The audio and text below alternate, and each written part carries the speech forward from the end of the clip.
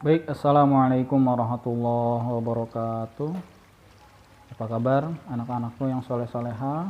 Mudah-mudahan aya dina kesehatan, karidhoan Allah Subhanahu wa taala, sareng dilancarkeun segala aktivitas terutama pembelajaran daring di bumi masing-masing. Ayeuna urang asup kana pengajaran bab hiji ya, bahasa Sunda kelas 5 ngeunaan karangan deskripsi tentang karangan deskripsi kalimat aktif jeung kecap barang dan kata benda. Begituna hayu urang sasarengan muka pengajaran ayeuna ku maca basmalah. Bismillahirrahmanirrahim. Asup kana pembahasan nu kahiji nyaeta karangan deskripsi. Di kelas 4 hidup geus pernah diajar ngeunaan karangan deskripsi. Di kelas 4 kalian sudah pernah belajar tentang karangan deskripsi. Pikeun ngantepkeun pangawuruh hidup untuk menambah pemahaman kalian, dihandap baris dipedar deui naon anu dimaksud karangan dadaran atau karangan deskripsi. Di bawah ini ya dijelaskan lagi tentang apa karangan deskripsi atau karangan dadaran. Karangan anu dipedar dina tema ayeuna nyaeta karangan deskripsi atau dadaran. Karangan yang dijelaskan dibahas pada tema ini yaitu karangan deskripsi atau karangan dadaran. Karangan deskripsi nyaeta karangan anu ngagambarkeun hiji hal kalawan eces nepi ka bubuk leutikna. Karangan deskripsi yaitu karangan yang menggambarkan suatu hal betul-betul terperinci ya.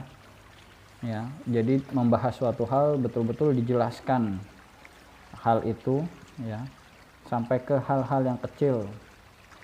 Contoh misalnya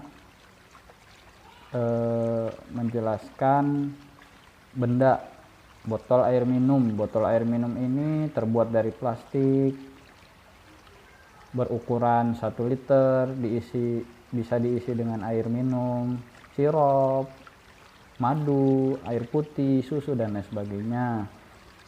Berguna juga untuk cairan-cairan yang lain. Dan bisa dibawa kemana saja. Itu contoh ya. Contoh tentang karangan deskripsi ngadeskripsikeun botol minum. Selanjutnya salian bakal meunang gambaran anu jentre ngeunaan hiji hal selain dapat menjelaskan atau menggambarkan secara lengkap suatu hal, nu maca oge bisa nyindeukeun hiji perkara.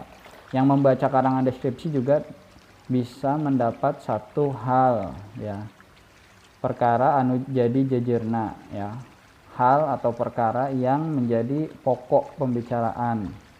Bisa bermacam-macam, bisa tentang barang, nah yang tadi tentang barang ya, botol minum, keadaan, kejadian, tokoh, carita, jelema, orang ya, jelema itu orang, hal, suatu hal jeung sajabana dan lain-lain. Secara umum karangan deskripsi kudu malire kana 3 hal ya, harus terdapat 3 hal. Yang pertama sistematis, gambaranana kudu puguh eta seureuna, harus jelas ya, menggambarkannya itu harus jelas apa yang dibahas. 2 ngawincik itu detail ya, berurutan dan detail terperinci.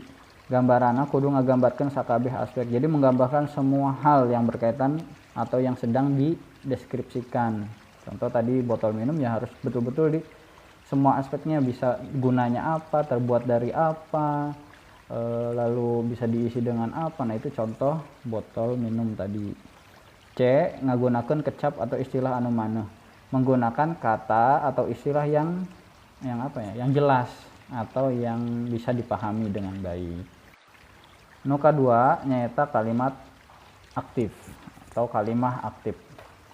Kalimah aktif nyaeta kalimah anu subjekna teh milampah hiji pagawean. Kalimah aktif itu ya yang subjeknya menjelaskan suatu pekerjaan ya.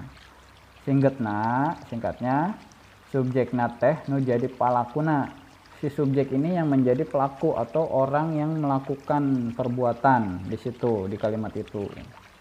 Tengatan kalimat dihandap ieu. Perhatikan kalimat di bawah ini. Bari andeprok nana ngaluarkeun backlen tina kantong anu dicekelna. Sambil duduk di bawah, andeprok itu duduk di bawah. Nana mengeluarkan bekel dari kantong yang dipegangnya dari tas atau bungkusan yang dipegangnya. Nah, di sini di dia kalimah nu di luhur yang barusan dibaca, subjeknya itu siapa? Subjeknya adalah nana, pelakunya nih, orangnya. Predikatna nyaeta ngaluarkeun. Predikat itu yang dikerjakannya atau aktivitasnya, pekerjaannya atau yang sedang dikerjakan ya, mengeluarkan, yaitu mengeluarkan. Si Nana mengeluarkan ya. Nana anu jadi pelaku ngaluarkeun backland. Nana yang menjadi pelaku ya, yang mengeluarkan bekel tadi. Jadi kalimat di luhur merupakan kalimat aktif ya, itu contoh kalimat aktif. Ciri lainnya dari kalimat aktif yaitu predikatnya menggunakan kata pekerjaan, menggunakan kecap pagawean ya. Contohnya kecap pagawean atau kata pekerjaan: melihat, membawa, mendorong. Biasana sok dicirian ku ngagunakeun rarangken barung n nasal ya. Biasanya dicirikan dengan menggunakan imbuhan akhir atau nasal keun, tambahan di belakangnya keun. Contoh lainnya: ngawurkeun, menyebarkan, menebarkan ya.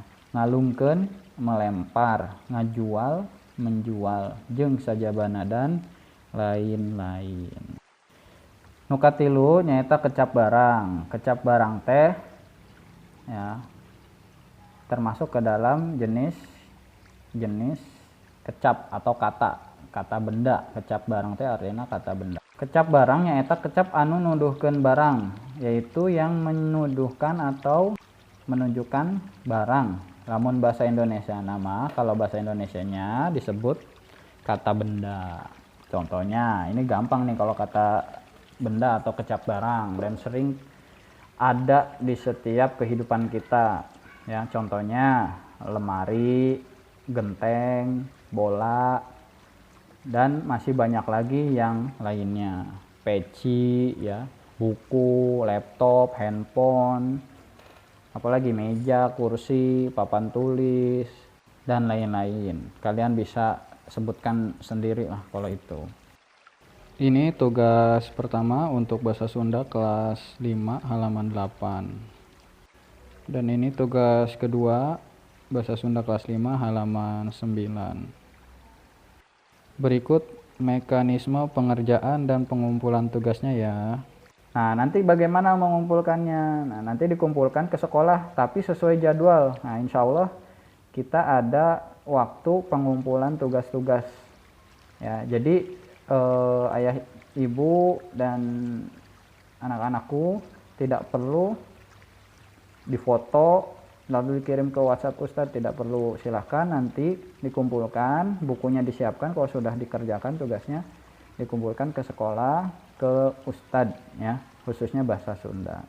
Demikian dari Ustadz. Kita tutup dengan hamdalah, alhamdulillahirabbil alamin. Mohon maaf bila ada kekurangan. Hatur nuhun kasadayana. Assalamualaikum warahmatullahi wabarakatuh.